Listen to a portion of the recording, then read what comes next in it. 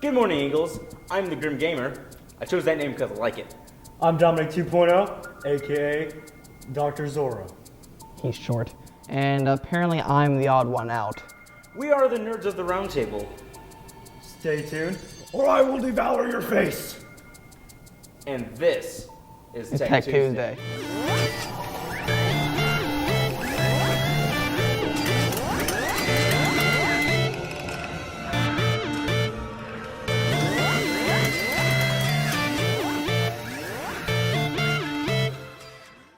The first news segment we have here on Tech Tuesday is App of the Week. Today's app is Temple Run 2. Temple Run 2 builds on the original formula, adding better visuals, tighter controls, a variety of environments, and RPG-esque elements that add to the replay value. Temple Run 2 throws in minecart rides, a la Donkey Kong Country. You'll randomly encounter a cave on your run that drops you into a minecart, controlled by tilting the device. Reaching the end of the cave, you'll be dropped back on foot. All of its new features such as power-ups, gems, and a cave with the improved Temple Run gameplay makes for a truly addictive experience. Nintendo Direct held a press conference about a week ago, spilling all the beans that they wanted to reveal about all the plans for this year's upcoming titles. The producer of the Legend of Zelda franchise, IG Aonuma, announced a couple of things Wii U owners should look forward to. Coming this fall, Wind Waker will be making a return to the console, this time in snazzy HD graphics and gamepad functionality. Not much else is known about the title, but I'd expect a big reveal at E3. The other big Zelda news is that there is indeed a new Zelda title in development for the Wii U. They're not ready to talk about the title yet, but one tidbit of information we know is that the team has sort of gone back to the drawing board for this title. Nintendo has also given people a taste of what is to come at E3 this year, and from the sound of it, it's going to be very software heavy. Here's something to get you all into a frenzy. A new 3D Mario game is currently in development for the Wii U by the team that brought us Super Mario Galaxy, and we'll see more in June. Along with that, Nintendo has also promised a new Mario Kart, Super Smash Bros., and Wii Party title as well, all of which will be at E3 in some form. If you're a fan of Kirby's Epic Yarn, there's a brand new title coming. In his first starring role since 1998, Yoshi is back. This time his world has been turned into yarn and fabric. Currently called Yarn Yoshi, General Manager of Nintendo Entertainment and Analysis Development, Takahisi Suzuka, will be deeply involved with the project, along with the team at Good Feel.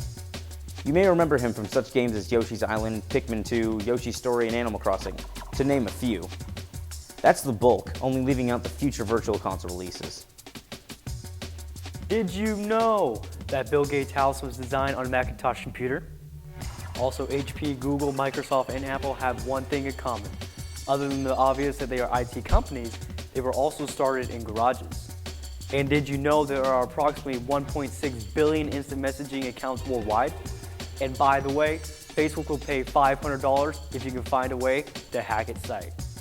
Quick little pit stop from all these riveting news stories. Give you a retro review. People still do those, right? Right? No? Oh. Alright. Well, I'm gonna do one anyway. I still get paid though, right? No? Well, please you get to rethink my life.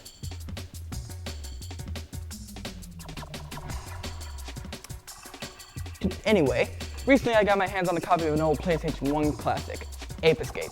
This game holds a special place in my heart, with it being the first game I ever played in my life. This game is unique in the fact that you use both analog sticks. One to move, of course, and the other one to use the gadgets given to you by one of the characters in the game. In this game, you go around and catch small apes that have traveled through time to take over the world. Very Planet of the Apes-esque. They are led by a silver monkey named Spectre, his intelligence heightened immensely by the Peak Point helmet, or the Peepo helmet. You travel from the dawn of time with dinosaurs and travel all the way up to the present day as Spike, 10-year-old of action. This game came out near the end of PlayStation's life, May 31st, 1999, just shortly prior to the PlayStation 2, October 26, 2000. So this seemingly mundane game with short draw distances, common PlayStation 1 graphics, has a huge game behind it. There are monkeys to save to double back for, there are Spectre coins you have to find, 3 mini games, time trials, even a few false endings thrown in, and that's all for just 100%. All that's hidden behind the mask of a common game. It's certainly more than Modern Warfare 3 story. Oops, opinions! The game, even though most of you have probably never heard of it since being classified as a kid's game, has won countless awards. Almost every single Ape Escape title, Ape Escape 1 and 2, Academy, Million Monkeys, and Ape Escape on the Loose, all won the Best of awards in Japan and Greatest Hits in America. This is almost the entire series, all given the highest honor below Game of the Year. Ape Escape 3 received a Best of title in Japan and qualified for Greatest Hits in America, but the developers declined due to embarrassment from the only failure in this entire series, Ape Escape for the PlayStation iToy.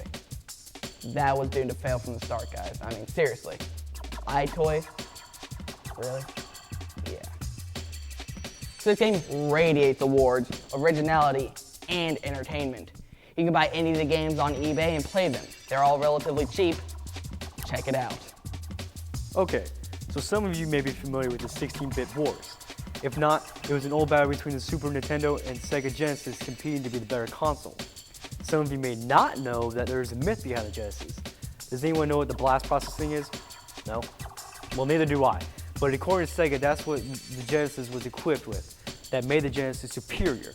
But let's be honest, the Genesis only had a few superstar titles like Sonic the Hedgehog, Sunset Riders, and Streets of Rage, struggling to beat names like Mario, Donkey Kong, Legend of Zelda, and Metroid. It's not hard to assume that it was just Sega's desperate cry for business.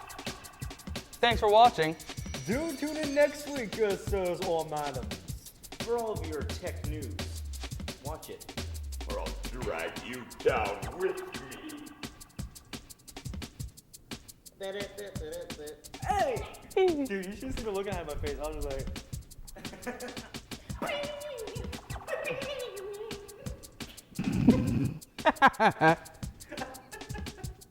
You keep that, I'm gonna kill you. Too bad. I'll accept my death proudly. Okay, I'm done.